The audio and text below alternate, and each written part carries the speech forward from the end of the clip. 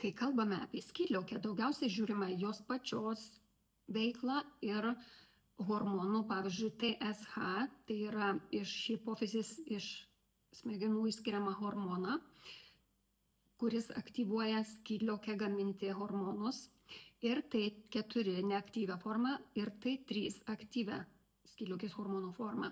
Ir skydliaukė išskiria hormoną T4, bet jis yra neaktyvus, o organizmas jį turi paversti į T3 aktyvią formą.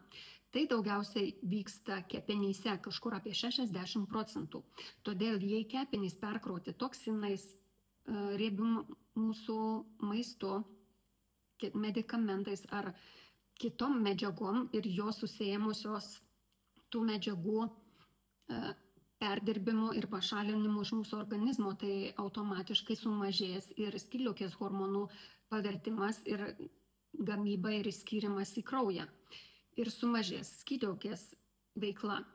Taip pat už T4 pavertimą į T3 atsakingas žarnyne esanti mikrobiota. Ten paverčiama T4 į T3 kažkur apie 20%.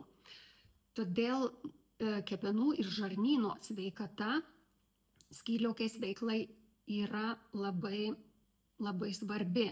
Ir jeigu kepenys perkrauti įvairiom medžiagom ir taip pat žarnynas nuo mūsų valgomo maisto yra užterštas, automatiškai sumažėja skydliaukės hormonų pavertimas iš neaktyvios formos į aktyvę.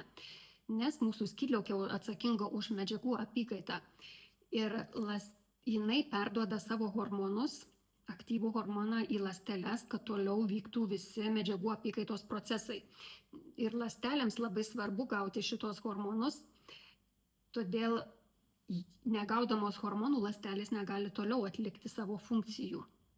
Jeigu norite daugiau sužinoti skydliaukės temom, tada sekite mane.